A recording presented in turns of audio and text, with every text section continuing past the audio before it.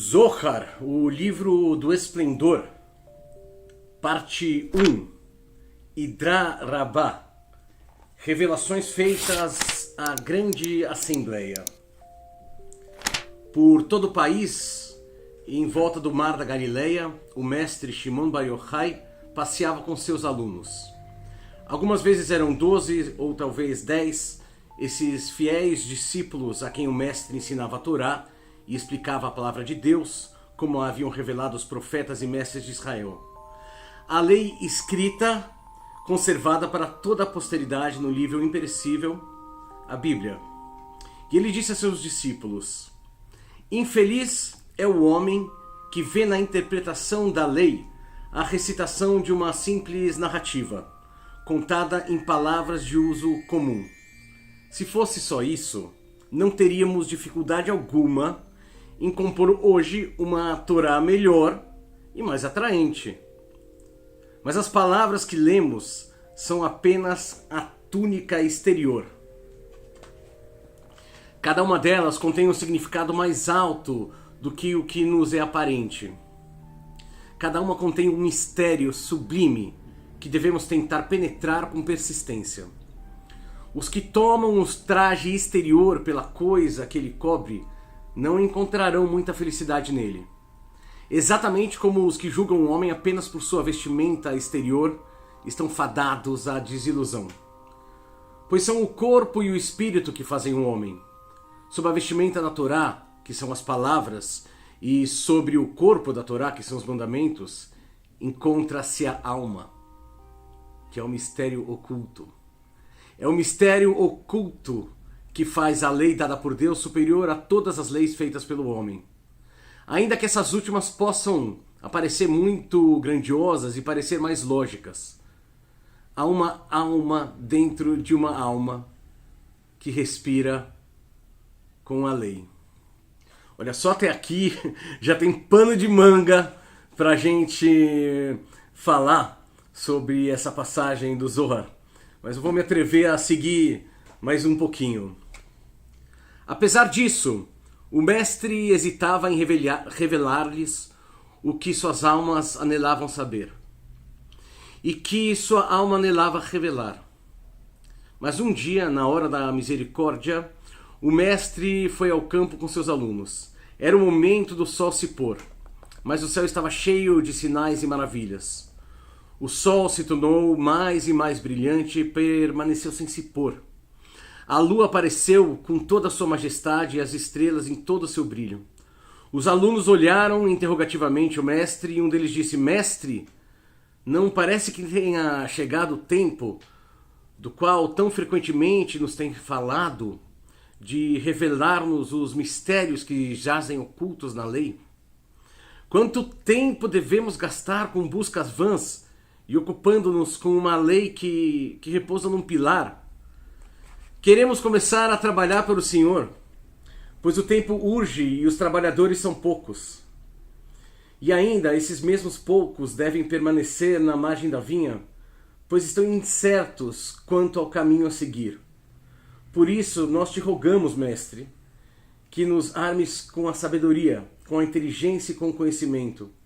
Revela-nos essas verdades que os santos do mundo superior ouvem com alegria e tentam compreender. O mestre ainda hesitava e exclamou: ai de mim se vos revelo os mistérios, e ai de mim se não vos revelo. Nisso os discípulos se assustaram, mas Rabi Abba disse: o mestre não deve temer revelar-nos os mistérios, pois está escrito: o Senhor revela sua lei aos que o temem, e nós somos dos que temem ao Senhor. E como olhassem assediando, ele chamou cada um por seu nome, e estavam presentes Eleazar, o filho do mestre, e Abba, Yehudá e José, filho de Jacó, Isaque e Isquia, filho de Rab, e Iá, Yosé e Jessé. Eles estenderam as mãos ao mestre, com as palmas viradas para cima e os dedos apontados para o céu. E assim unidos, como em uma comunhão santa, seguiram-no a um campo, perto do qual corria um regato gorgolejante, e se sentaram debaixo de uma árvore com grandes ramos estendidos. Mas o mestre permaneceu lá, de pé, por algum tempo, suas mãos levantadas em oração. Então sentou-se em meio a seus discípulos e disse: que cada um estenda a sua mão para mim.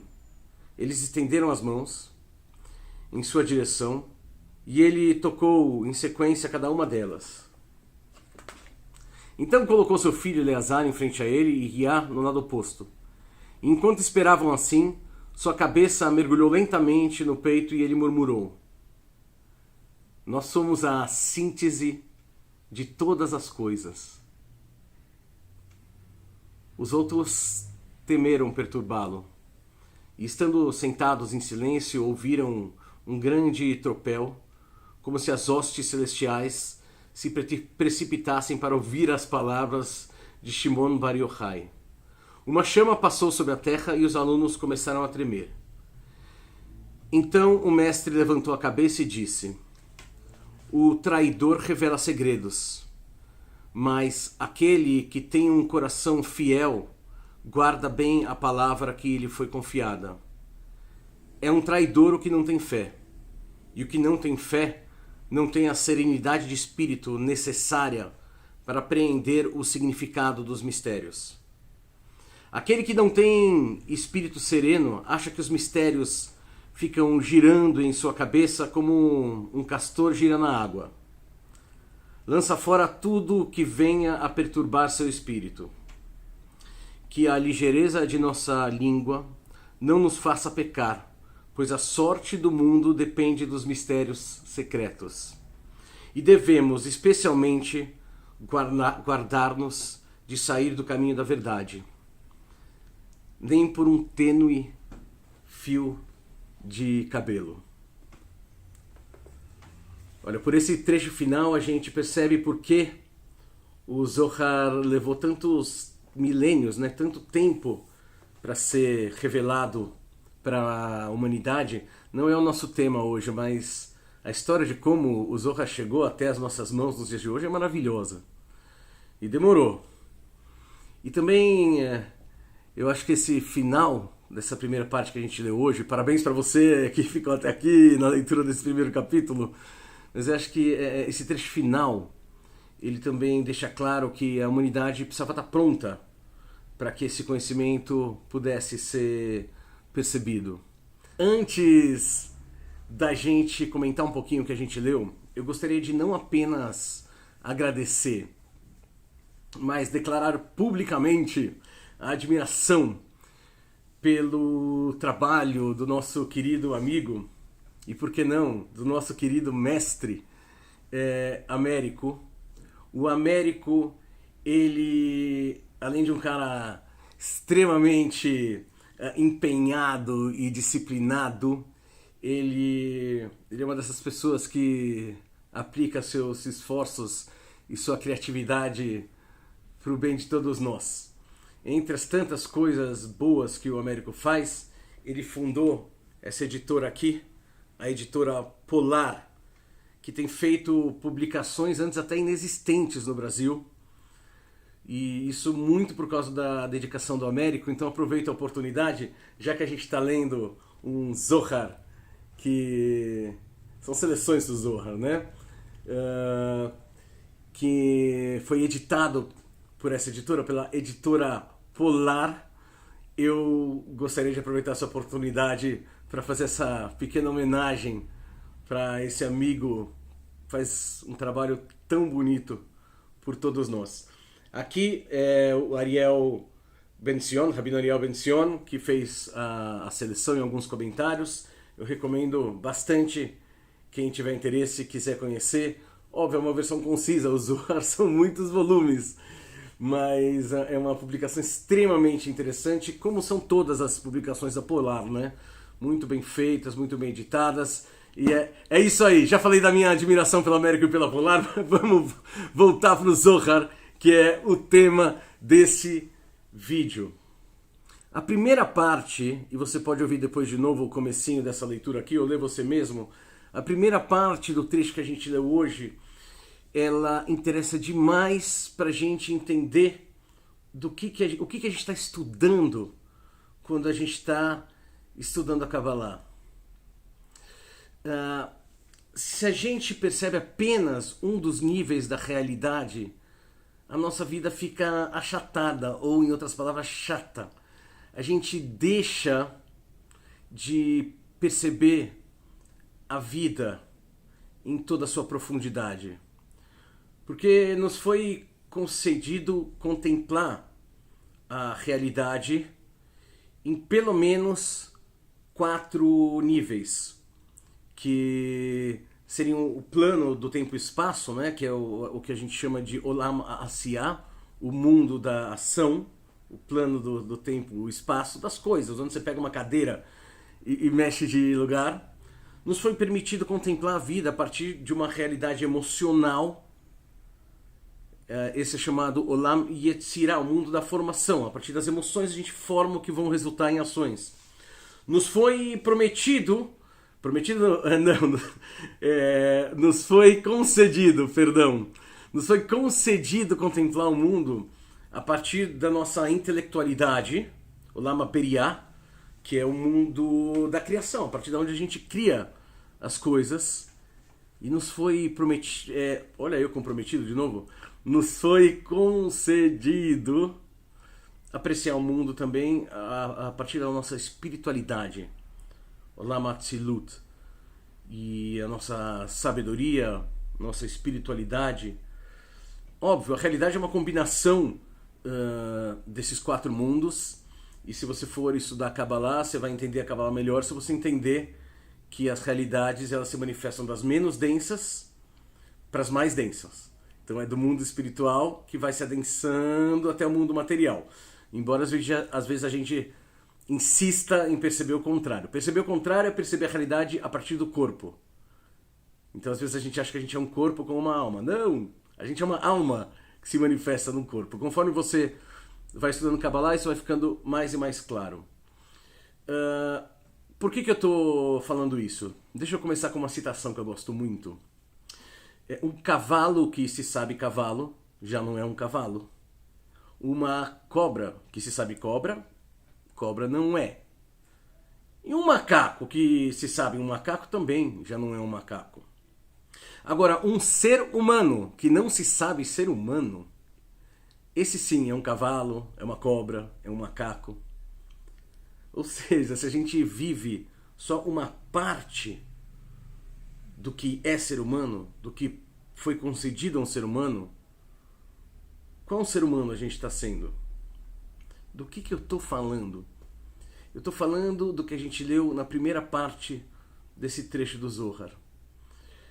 É um desperdício você receber um presente embrulhado num papel, que pode até ser bonito, pegar e colocar numa estante e passar o resto dos seus dias contemplando o papel do embrulho, sem sequer abrir o presente. E muitas vezes é assim que a gente vivencia a realidade. Muitas vezes é assim que a gente vivencia a realidade. A gente aprecia a primeira camada, o papel do presente, mas não aprecia o presente em si.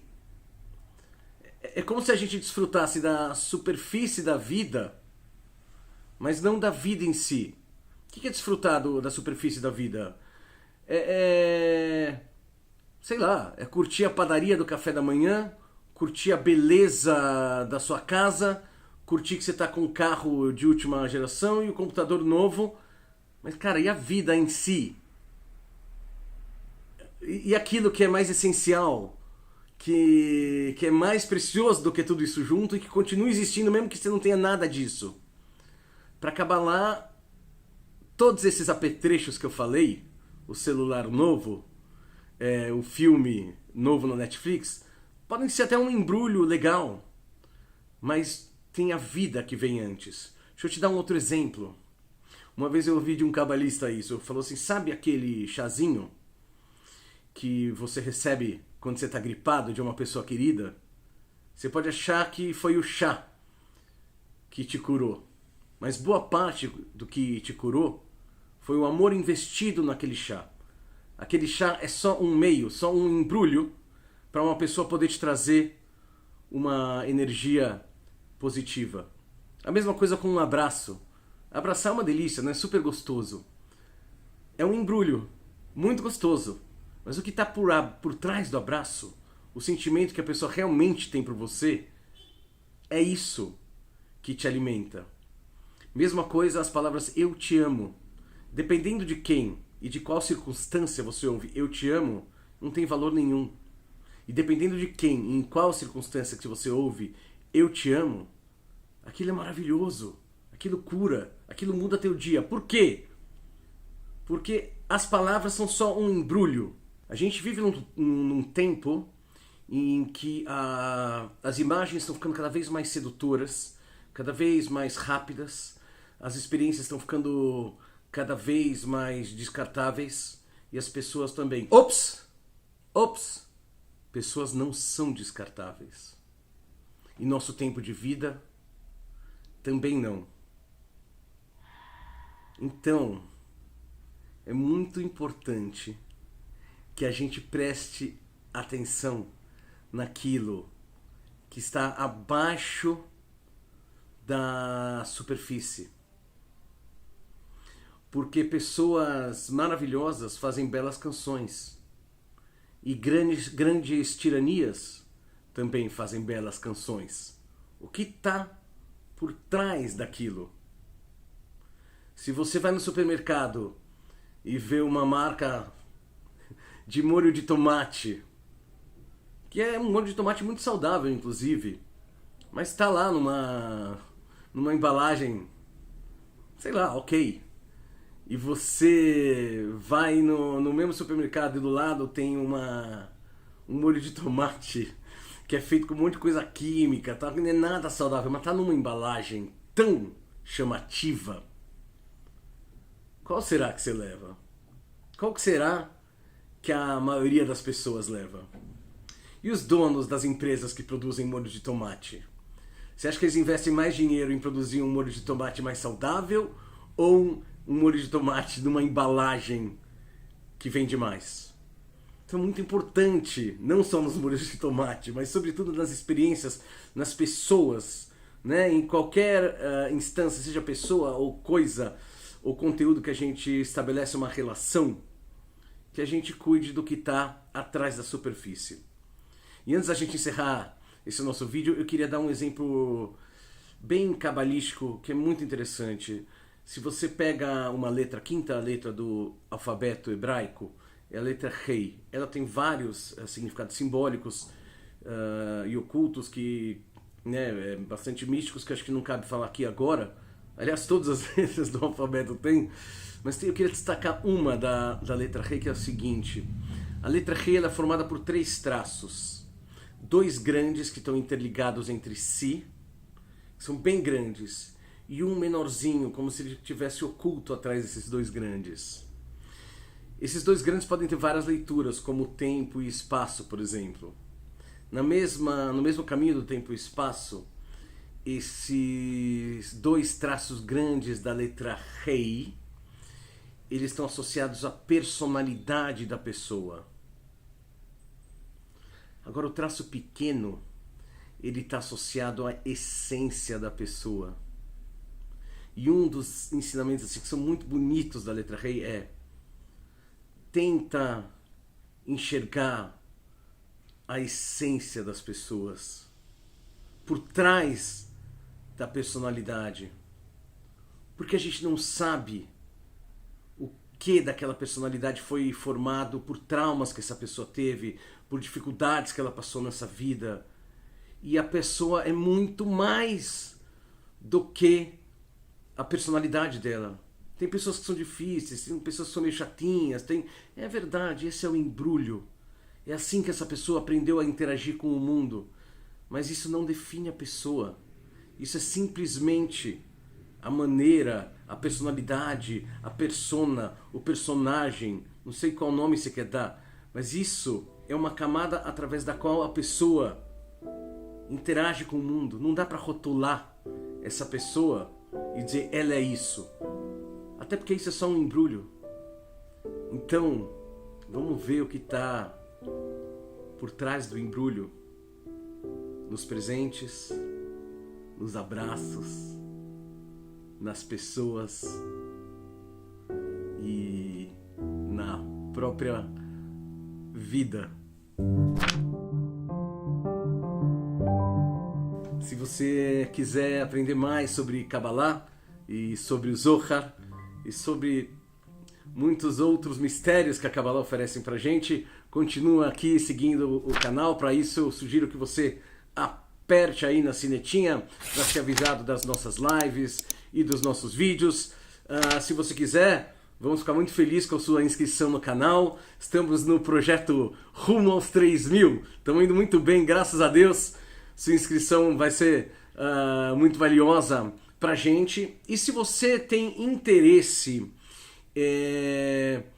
em estudar a Kabbalah, em conhecer esses mistérios um pouco mais a fundo, a minha equipe ainda não me autorizou. Mas, embora eu não possa falar ainda exatamente o que é, eu já posso dizer que em breve teremos aí novas modalidades para estudar Kabbalah, sobretudo para as pessoas que quiserem aprofundar, né? Quem quiser, além de estar seguindo aqui o canal, o que já é maravilhoso, ficamos realmente felizes. A gente quer mais levar esse conhecimento da Kabbalah. Estamos no tempo certo, né? Tem previsões de que justamente no nosso tempo, não são exatamente previsões, né? Mas muitos cabalistas falaram que ia acontecer isso, que as águas da Kabbalah iam se espalhar pelo mundo nos nossos tempos. A gente fica muito feliz de fazer parte disso.